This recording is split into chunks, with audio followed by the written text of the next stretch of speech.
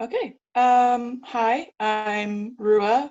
Most people know me as Ruadh, but officially in the SCA, I am Phelan Ruadh Urewa, which is the full name. It's Gaelic, Hmm. Old Irish. And traditionally, the middle name was the binding that most people would know each other as familiarly and use your full Christian name in formal settings. So my middle name is the name that everyone would use, and that's Ruadh. In the SCA, I am in the Kingdom of Ealdormere. I'm from the far northern areas, um, mundanely known as Manitoulin Island. I like to say here be dragons because it's usually not on a lot of maps. uh, so right now it's kind of sandwiched between the Bruce Peninsula, which is part of the barony of Ramshaven, and to the north of us is the Shire of Alfheim. I am the herald of Alfheim, so I do book heraldry for the Shire, and that is mostly figuring out how to connect people and register them with an idea of what they want for a heraldic device, which is usually something displayed on a shield, or you can have flags or banners Hmm. to say, hey, this is who I am. And when you display it, this is also saying where I am. And you can also have a badge, which is a separate image, and it tells you or tells other people this is my property. And that's what a badge is for. And I register that for people in the SCA. And I do a lot of random graphic art stuff. For example, recently there was an update in the Kingdom graphics where they had the Populous badge with uh, the Trillium knot Hmm. and the actual Trillium as well option. And that was actually me playing around, and I'm like, okay, well, you want an update? Let's just try the image I'm always using, which is actually my profile wolf face image that a lot of people might be more familiar with than how I actually look here on camera. That's fine. Uh, and I used that image and updated it a little bit so it fit perfectly to qualify to fit within the Trillium and recognize it that it is an actual knotwork. Um, and yeah, so I gave the Kingdom permission to use that in connection with the knotwork and the Trillium, Hmm. and people are free to use that. I've had a couple requests of people using it outside of that context. I don't mind it being applied to scribal works and awards with the knotwork figure, but outside of that, we could talk. I'm trying to see about taking that image and using it on a full wolf for my own registering.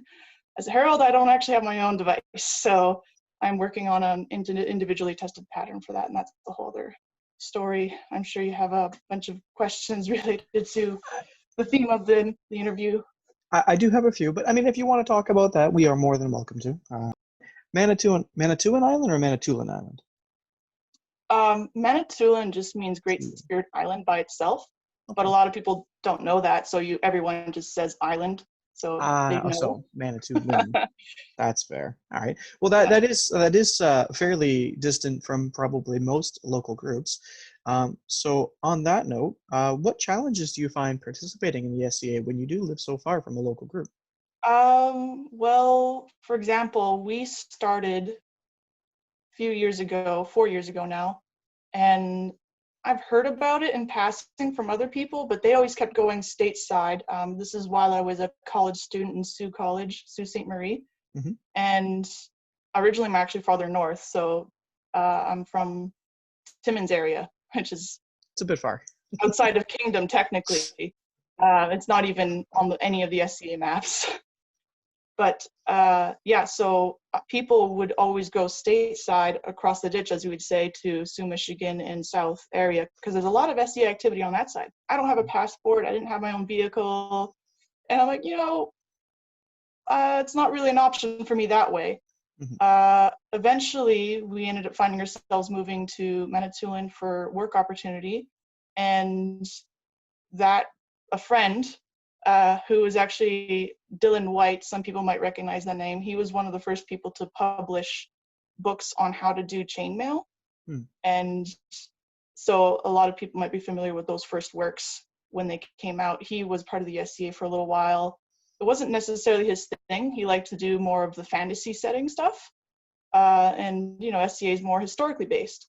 But because I'm really a history nerd and I like doing bushcraft and all these kind of things, and I didn't have a lot of opportunity to do that, he's like, check it out. That might be something you'd be into. I tried reaching out to like the SCA Broad and the Shire specifically because, you know, connect to the local group, but it was kind of not operating and I didn't get any feedback.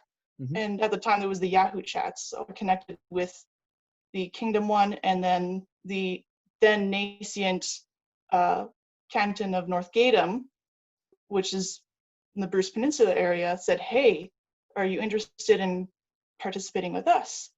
And Mule Ulfsdottir said, do you want to Skype chat and see what would work for you? Maybe a first event would be ideal because we're so far away. We chatted and we figured out that my attraction to the SCA was the arts and science primarily. And so she said, oh, well, the first event then should be full fruits of our labors. And okay, so we looked, we tried to register for some of the events online. That was pretty painless.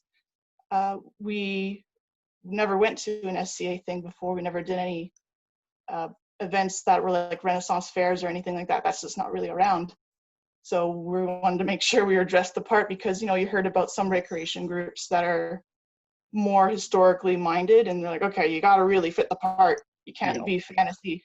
So I'm like, okay, let's really make stuff. And some of the stuff I'm wearing was the first things that I actually made so I can fit in. This is linen, this is wool, this is like really playing the part. We showed up, introduced ourselves to then Baron and Baroness of Ramshaven, Tenda and Sibylla, and they were starting North Gatham at the Glenmere Hall.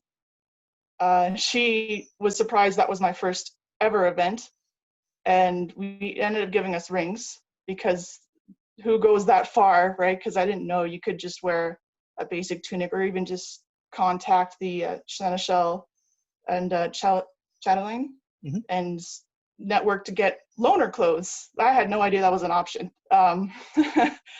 So that would have been really handy, but because I'm already into the earth and science things, it was kind of fun to really get into it in the first place. But that was a bit of a barrier, and I can see how it could be a barrier for other people who are not that inclined in the craft side of things. But yeah, no, we had a mundane tent, and it was camping events are the only things we really go to because things are so far away. Fool and things Southern Ontario are about 8 hours away. So hard to do in a day. Yeah, you can't do day trips. And it's funny because we have our kid starting when she was, I guess, 10. And she's used to those long trips because we do have family in Southern Ontario. And okay, yeah, we're going on a trip and it's 8 hours. Okay. The Shire has an annual trip, Barron's How, and that is outside of North Bay. And when we went to that one, it was funny, she said, already? We're here? It's our closest event, and for everyone else, it's probably the farthest. So that's nice to have. Even then, I'm a bit far away to help out with the volunteering to set up the camp and everything. But yeah, it's a really good area. It's vast. We could have so many people at that event, especially if next year people are unable or not inclined to go to the United States or any other events that are that side. So yeah, that's an option for people. It's the Labor Day weekend, and we see a lot more faces of the North and actually network more with the Kingdom that way, which is fun. That's fair. Did I answer your question? Yeah, no, I would say. So definitely, I can see where the separation from the local groups could definitely prove that barrier for entry, especially the newer people that, as you said, may not be into the arts and science as much. I think that you with your interest in it, you definitely had a good stepping stone to kind of get you more involved right off the bat, which may or may not have helped get you to continue going. So when you'd started, you'd mentioned the Yahoo groups. I'm afraid I'm not as familiar with how the Yahoo groups work. Would you say that they were harder to get involved in than social media is now, or? Well, now it's defunct. It's no longer a thing, really. Uh, it at the time when it was hopping, it was all right. But now everyone's moved to Facebook, for example. Uh, I don't really know much of other social networks. Some people try Discord, especially now with the pandemic and everyone is indoors and not leaving. Discord has been a pretty decent outlet for a lot of people. Mhm. Outside the SCA, that's definitely my go-to. This is my first time on Zoom. That's fair. Yeah. Yeah, so social networks, Facebook is huge. For people who are new, I really like how there's subgroups that are unofficial too, but Mhm. there's some official ones. And whatever your special niches, which everyone in the SCA has several, it seems, you could link up with those that you have more in common with, and you can nerd out and do fun projects together or encourage each other in whatever setting you're interested in, like the moneyers and the smiths, the herbalists, the fiber arts. I mean, the arts and sciences are vast. The only thing I see a problem with nowadays is fighting. And for me, in the martial side of things, I love the axe throwing. I want to get more into archery. And we didn't get more into archery simply because it's so hard. At the time, we had a Ford Focus to pack a bow with all the things you need for a weekend of camping. That's fair. And axes are packable. They're very small for throwing axes, and you can have a bunch of them and go. And it's very easy to get into if you're farther away. And it's just fun. You don't have to have any pre-exposure or experience. You can pick it up. You have the marshal there and can help you along. And Mhm. I'm trying to work towards so I can actually maybe host someday something on the islands. I got a lot of friends who are interested locally who want to do it. We are a tourist industry and everything happens in the summer. So they have to work to make their money for carrying over in winter, and they can't really leave during the SCA camping events.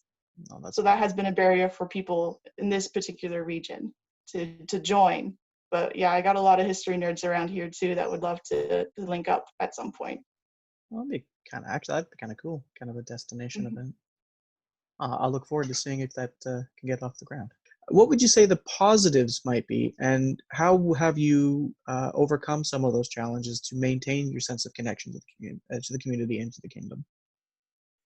If I'm being honest, I think maybe potential internal stripes that might happen. People, can rub each other the wrong way because you're rubbing elbows so often. Hmm. That might happen, right? Just generally socially, anywhere you go with any kind of club or group. Hmm. So we don't really encounter that. We don't have any. I can't think of anyone I have a beef with. Like, the social stripes, they're bound to happen. And us, we're coming in from completely outside, bypassing anything. So I get along with most everyone. So that's a big bonus. um, but yeah, but Ealdormere, from what I've gathered, tends to be a lot more close because it's a smaller kingdom, and a lot more people uh, are familiar with each other enough to know how to get along. And we're Canadian, so I don't know if that stereotype is true or not, but it seems to be. It helps. Yeah. Mhm. So yeah, that's for positives. I mean, and then every SCA event I do is camping, which is also awesome. It's not as chaotic, it seems. A little bit more Where, relaxed. yeah, it's more of like I'm out here and I'm chilling, I'm having a good time. Whereas a lot of other events, there's really fun stuff and it's really go, go, go. You got the fighters and you got their practicing with their martial arts, and you got the people who are doing their weekly craft meetings, which I do envy because there's more motivation to keep going year round to work on things, where I go in spurts, which is a Mm. downside. And usually the motivation is after the camping event, not before, because you go there and you get inspired and you see what everyone's doing. You're like, oh, I want to do this. You get back and you work on it a little bit. And sometimes it gets put to the side and you forget until the next coming event. And you're like, oh no. So it's almost like people's experience with Pensick, I think.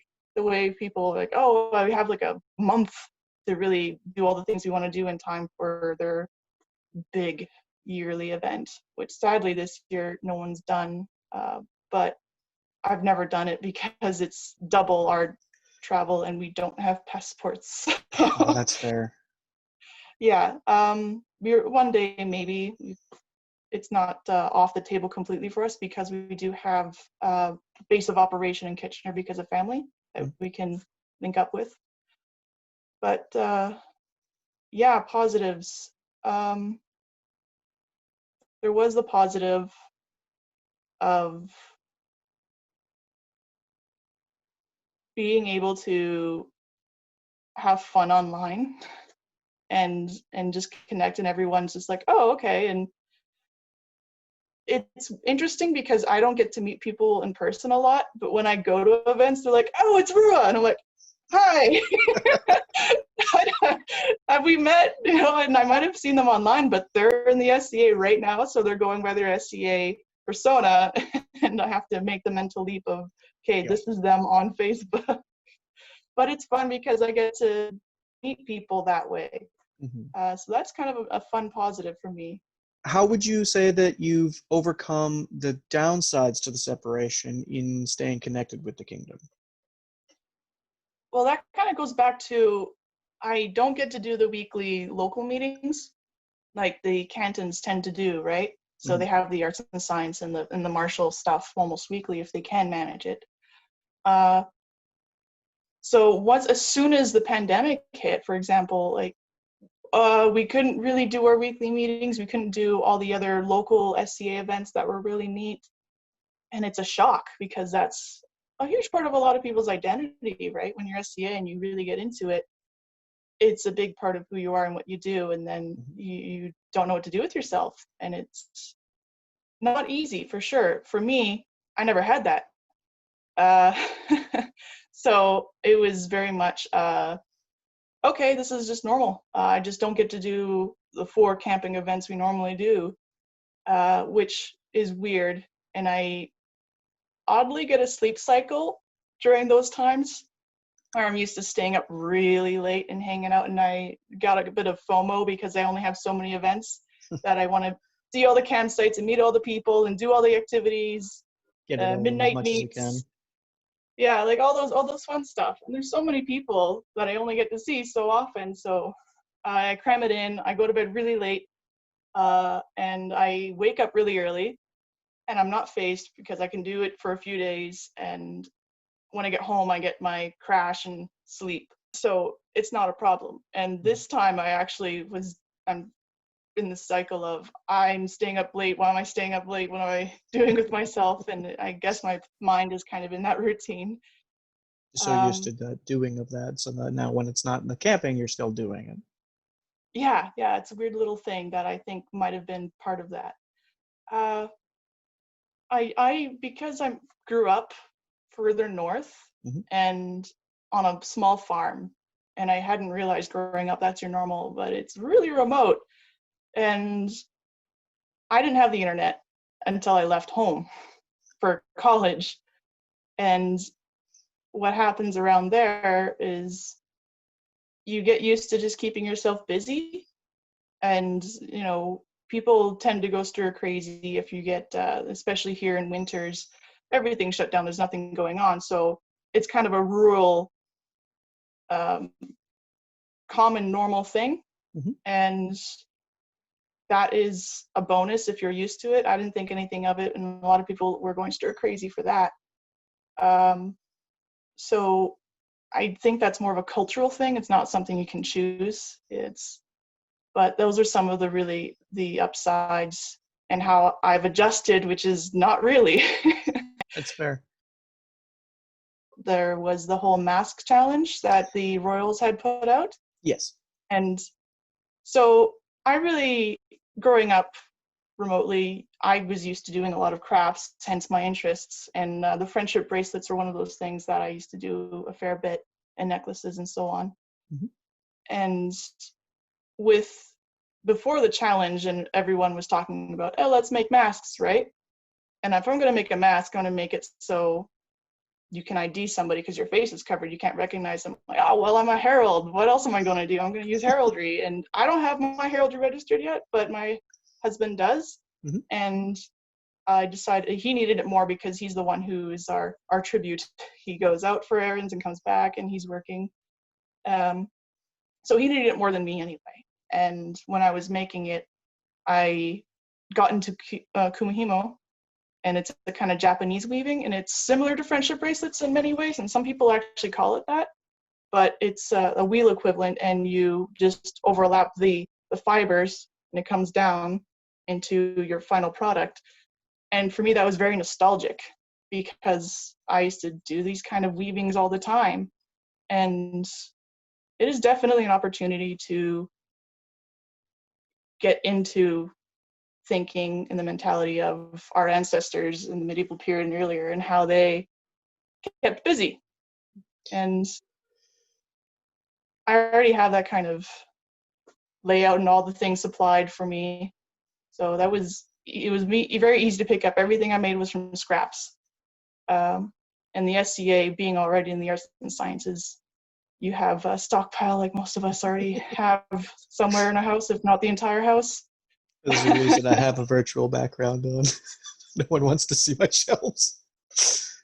Right. So I think a lot of us can connect with that, and most people can, in the SCA has that access, and that definitely, I think, helps get more into your craft and maybe try something a little new or different. For me, that was kumihimo, and I am going to get into that a lot more. I think I'm glad I had that opportunity to try that out. That's actually an interesting thought. I don't know that a lot of people would consider that the situation where a lot of us have been more or less stuck in our house without, wanting to go out or not needing to go out. So we've been quarantining. It is kind of similar to a lot of, as you said, our ancestors, the way they would have lived. They would have focused on working around their house. They would have done their farming, their labor, but then they would have gone home and done what? We've gotten so used to staring at our phone screens to distract ourselves or being on the internet, that ability to distract yourself doing constructive tasks is definitely something that has a really important part to play, I feel, in our recreation of history. So that's Mm-hmm. a very interesting point to bring up. Yeah, it can be its own miniature SCA event in its own way. Mm-hmm. It's, you're competing against yourself kind of thing, if that makes sense. Mm-hmm. No, it does. It definitely does. And also, that brings me to my next question. Seeing as most of our in-person events, or all of our in-person events, have been canceled for the majority of the year, I guess they are now actually canceled till the 31st of January. However, we have moved to a lot more online options like classes and some online events. Have you found that your engagement with the Kingdom has gone up or just kind of stayed the same over the last couple of months? For the first, there's a few months where I was connected with the canton for video chats. It was it's harder to do than, like, I've never actually had one of those weekly meetings, and it was like clearly an attempt to kind of continue that and then bring it online, which made it accessible for me for the first time. But it's not the same, because when you're on your video, some people have the issue of data, which is also a problem, right? And you want to take advantage of that as much as possible and be efficient with it. Mm-hmm. But when it comes to a crafting meeting, a large chunk of that is you're there and you're working on things, and you're able to look over at what someone's working on, and just talk about it and get really into it. But it's hard to do when you can't have somebody look over and actually see more closely without disturbing their artwork. You have to ask them to show it. Yep. So that was a bit of a challenge, and it's nice just to hang out and you don't have to talk, and video chats are not really conducive to that. You don't get that sense of just being together and not having to talk. So that is a challenge, and it kind of petered out because you run out of things to say, or you're repeating a lot of the same stories, and you're not getting as much out of it, unfortunately. And the martial side of things, I feel sorry for a lot of the fighters. Because what can you do except for maybe practice your posing and such, right? How to have your right form, you know? Mm-hmm. The range the range martial arts, I think, have a lot more opportunity to do activities because you can actually set up a target in an outdoor space, Mm-hmm. or a basement if it's big enough, or a garage. And maybe you can do a game or something with that where you have a video showing a target and you're shooting or something.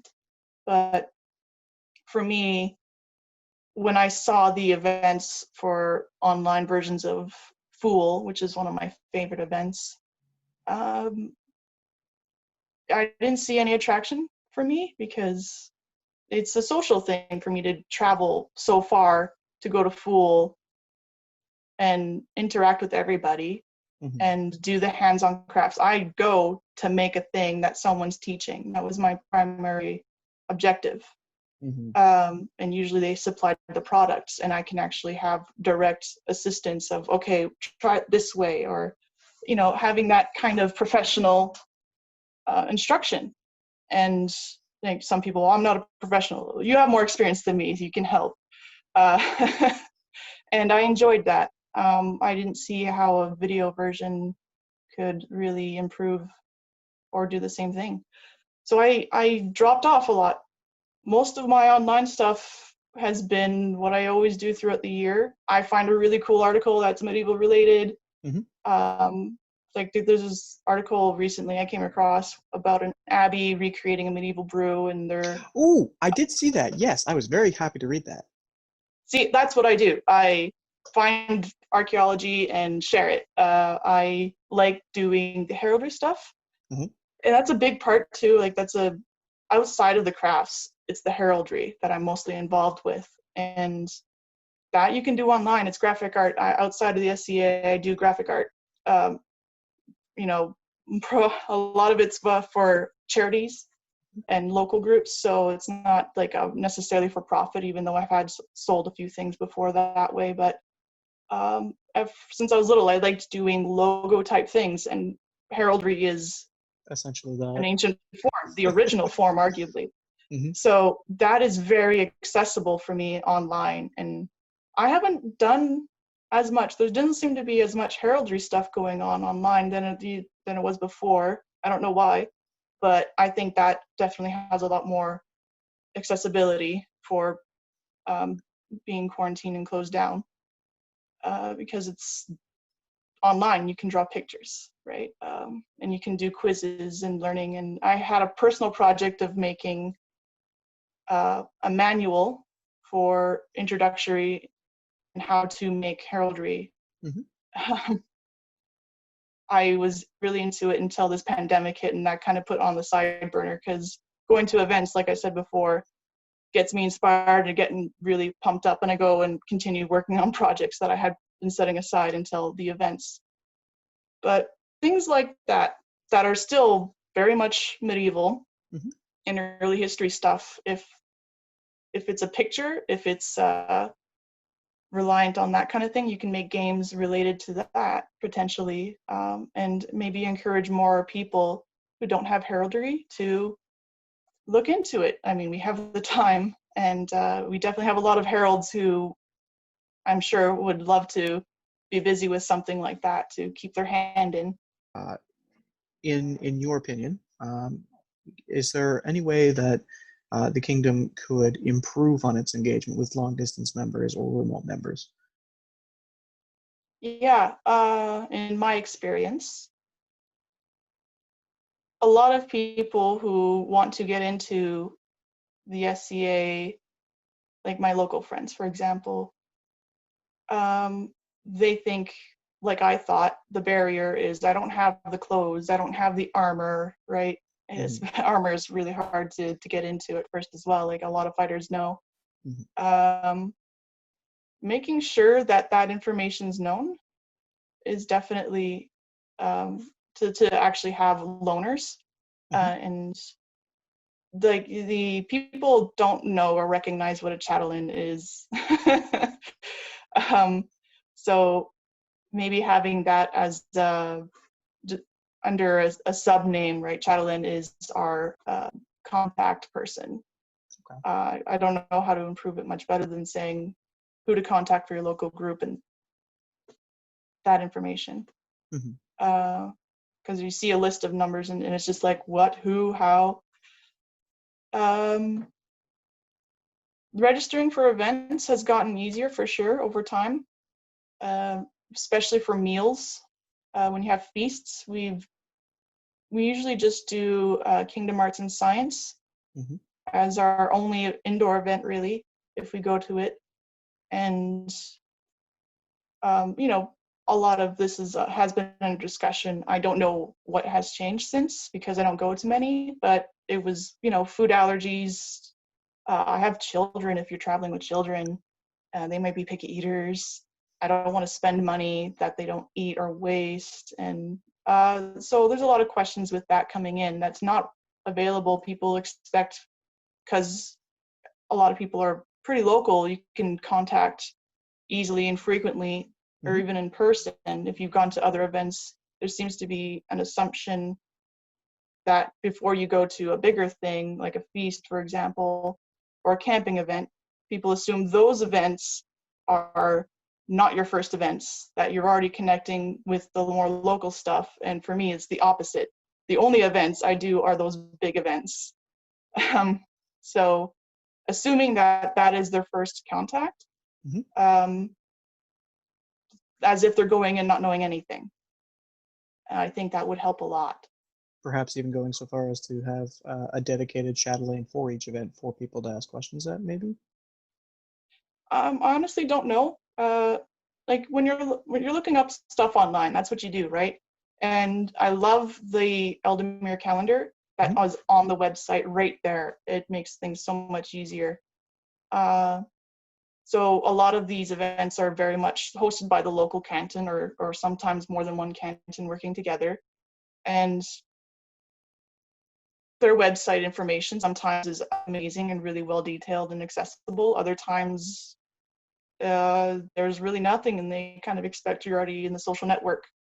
So maybe beef that up a bit. When you go there, you see feasts. Like I said, some websites are already good about this. They have the meal plan, the costs, if any, and time, seats, registering, who to contact. Yes, so that information for the feast side of things, for local stuff. And then loaner garb for every event, like that should be an explicit mention. Yes. No, I definitely agree with it. Yeah. And when you're new, people get really concerned about the etiquette, right? You are expected to role play a bit, right? Who's who? How do you recognize who's who? That information is a little bit behind a few links and walls. I think that it should be more front. And I like how you have the little picture of the crowns and what the crown looks like, and that's what it means. And the white belts. So for a lot of people going in, a big concern is people wearing things that are limited to a certain peerage, or an apprentice, for example. That's customary, but for the things that are definitely registered and not available, that information is not as front and center. And people, if they don't going in wearing something that is actually a peerage emblem of some sort, you know, people get scared away, and we don't want to do that. And especially if you're traveling far away and you're like, oh, well, it's a Renaissance thing, right? Maybe I could just wear a crown and all this. And it's like, oh, that information's kind of in the background. It's not really front and center when you first land on the information sites. So, and again, when you go to an event page, that's not normally available information. And if you're traveling far, there's a lot you don't know. No, that's definitely fair to keep in mind. So having that information there easily accessible, almost in your face, maybe, would definitely go. Yeah, it has to be. You don't have to have all the information like straight there, but a link right at the top SCA basics and etiquette, Mm-hmm. right? And then you have all that expected minimum participation stuff. Yeah, and heraldry, one of those things is do not display the crown if you're not the royals. That kind of thing, right? But you want to encourage people to display stuff, and there's a lot of options where you can fly a generic banner for fun and feel like you can participate before registering anything. And there's the whole concern about, well, somebody's already registered that, and that etiquette to say, please don't display this. This is you're actually look like you're a pretender of this person. So that information, I think, needs to be more available, at least on the heraldry side. A lot of what we do is not really known to the general SCA as well, so that's something that needs to be worked on. But coming in, I think if you have as many bits of information on how you can participate as much as possible from the get-go, I think that will encourage more people from far to go in to make it the most they can make it, because that's all they can do. Do you have any advice, any further advice from your personal experience, or even just words of encouragement for our kingdom members that may be feeling isolated or cut off because they are unable to attend those events? Any words that could potentially help, or advice that they could do to become more involved in a manner that you have been experiencing yourself? Like I've mentioned before about how our ancestors, they did not typically go any farther than the next couple villages even for their entire lives. A lot of the populace numbers, that was their existence. The world was large and foreign. The Cartographers Guild, for example, can really embody that with a lot of the maps that are being created. And I think for that guild in particular, but in general, people can really run with that. Really get a familiarity of your local area and medievalize it.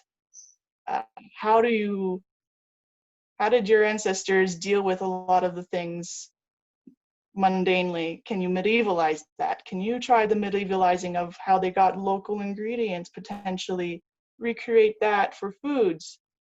How did they keep their martial arts up when they couldn't go to the battles? It's for some reason, right? They had martial games a lot of times, right? And activities. And again, the Games Guild might be able to really tap into that. And we can virtualize potentially a lot of the games to recreate people staying at home in the medieval times. And I think there's a lot of potential for the arts and sciences to up their ante and maybe get more recruitment just from that alone. Your community might not know you're in the SCA. You can really just, if you're going out, people have fun doing this all the time, right? You can dress up and see how people respond. That could be a recruiting measure. You can connect more people locally that way, potentially. Fly your banners. Your house can use maybe a bit of a medieval splash. And we've already talked about the mask challenge that the Royals have put out, and I was glad to that. I've already was on that bandwagon. I'd love to see more of that, and kind of a crossover, right? Because that's a mundane and medieval crossover, and personally, that's a huge interest of mine of doing that outside the SCA, is doing these kind of crossovers. And why not? It's people think, oh, this is, a really bad thing, but sometimes it's an opportunity in disguise. And use your imagination and have fun with that opportunity. Oh, I think that's actually really good advice. Thank you. I know with regards to the wearing costuming outside, I was doing my hiking project, and I was doing it in garb, and I did actually get quite a few people stopping me and saying, "Hey, why you were dressed up so weird?" So I gave a little blurb about our group and everything. Like, "Oh, that's so cool! I'll have to check that out." So one thing I know that I did when I was doing that, I made sure to carry a pamphlet or something that had like a link to our website on it that I can hand out. Kingdom QR code. I think that Yes. would be great. Wear your costume, go out for your walks or errands, and have a QR code ready for people to tap. Awesome. Yeah, that's a good idea. And you get to wear comfortable clothing when you're outside. I honestly find, especially in the autumn months, I would definitely prefer to wear more medieval garments because it's much more comfortable. Well, it's the natural fibers, and it's more attuned to the weather. I mean, maybe in the middle of summer, my black monk's robe might have been a bit much, but in autumn, perfect. Yeah, for European medieval, I have been making the argument. Again, online groups. My particular niche interest is the Celtic history. Hmm. I'm looking at Irish and Pictish for my persona, but I delve much deeper and further. I love learning more about the Stone Age, and one of the factors is climate change. And fighters, a lot of fighters drop out because it's too hot and it's a risk to their health. Uh, so I had made mention that, hey, there's these linothorax, is a term that's been used for the Greek style armor. It's light, it's breathable, and it works. Hmm. Uh, and it's for Mediterranean climate. And So even that's though your persona might be, I'm mostly this and European medieval, but for your health and safety, try secondary persona, hmm. in the summer months. I can see a lot more people going a bit more Greek and Roman for the summer months in the SCA culturally going forward, just so we can adapt to a bit of the changing times. Hmm. And I think that's something for further discussion for sure. Awesome. Well, I think that should just wrap that up then. I won't keep it too much longer, and I think my computer battery's dying. So, thank you so much for joining us today. Hmm. And It's my pleasure. awesome. Well, I hope we'll be able to talk again soon.